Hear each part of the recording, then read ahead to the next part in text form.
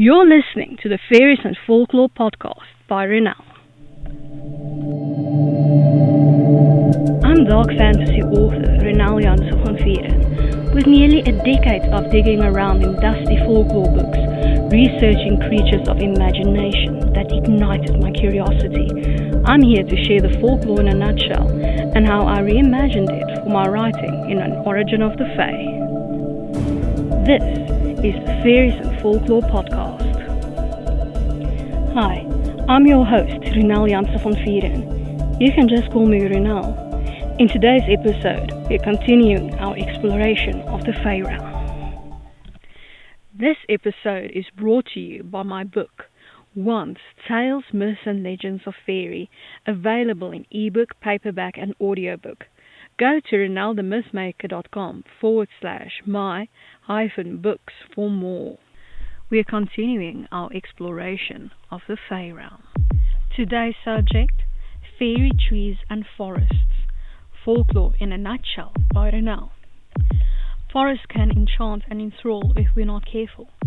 Folklore, folktales and fairy tales have tried to warn us against the magic of forests since the beginning of time. And though we are scared when we enter a forest alone, being with someone else makes it a fairy tale. We hope for Disney, but we'll probably get grim. The woman led the children deeper and deeper into the forest, to places they'd never been in their lives before. Hansel and Gretel, Brothers Grimm folktales. We all know how that ended. But scary cannibalistic witches aren't the only things to be feared in the forest. Creatures abound, and even the trees can be alive. Trees feature in every mythology in the world. They symbolize different planes of existence. Their branches in the spirit realm, their trunks in the mortal realm, and their roots in the underworld. They are powerful symbols of the mysteries of life.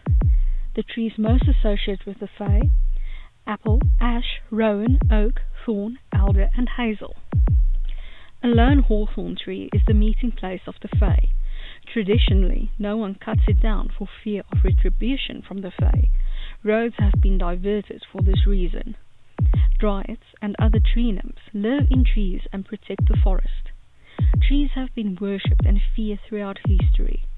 Some collections of trees have been seen as sacred, especially to the Fae. People have been careful not to cut down certain trees for this reason.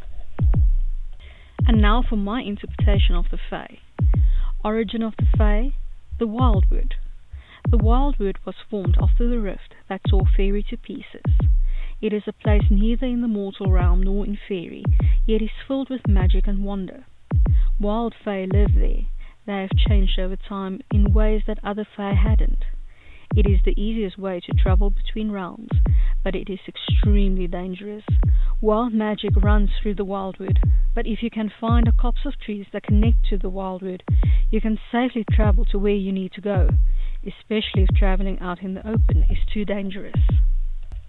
Origin of the Fae, Caledonian Forest. Home of the dragon of the Caledonian Forest, who hoards books and is an advisor to many druids and halflings who seek his help, in exchange for books, of course. The forest is old, dangerous, and very much alive. For the most part, it is filled with oaks, birch, rowan, aspen, juniper, other hardy trees and ferns, mosses and lichens. Caution, only go there with a coochie as your guide. As a little bonus, let's look at these terms in Afrikaans. The wildwood, die wilde woud. Caledonian forest, Caledonische woud. I hope that you've enjoyed this episode of the Faeries and Folklore podcast and that you've learned something new about Faery. Remember that you can get a transcript of this episode in the description. If you're new to the podcast, why not go and grab your free copy of Unseen, the second book in the fairy tale series, on my website, ronelthemythmaker.com. Loads of folklore, magic, and danger awaits. Take care.